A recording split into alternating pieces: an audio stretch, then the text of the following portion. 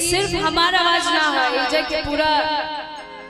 जनता लोग बाटे ओकर आवाज है। हमनी के इंडस्ट्री के जेकरा जेकरा के वो सपोर्ट करीला वो सबके आवाज है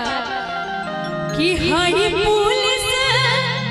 अपन सासा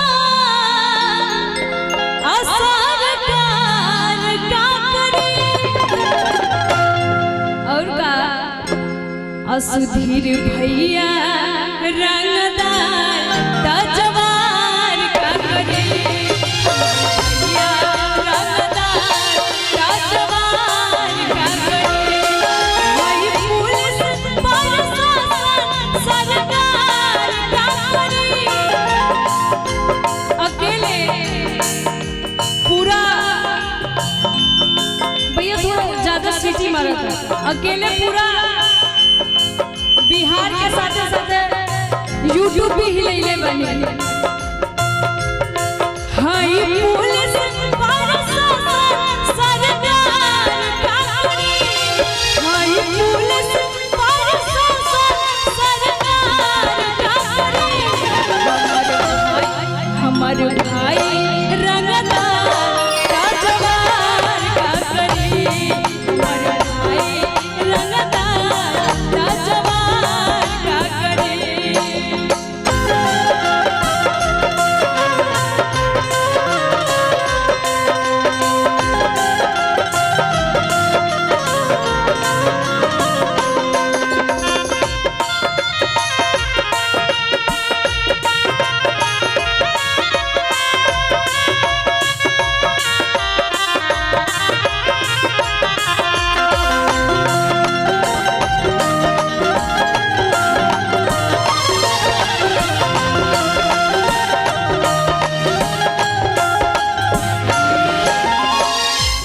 और यही में बा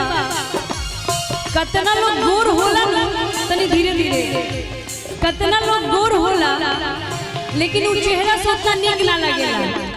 जितना सावर आदमी सुंदर लगेला। यही में कहे के बा जबन बात बोलन हरिया में जोर क्या करे जबन बात बासवर को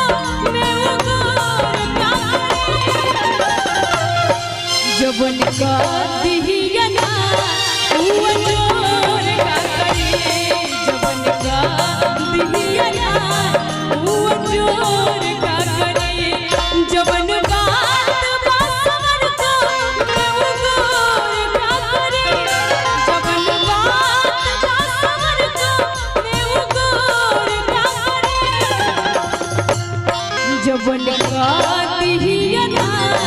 वो जोर का करे जबन का दिहिया ना वो जोर का करे।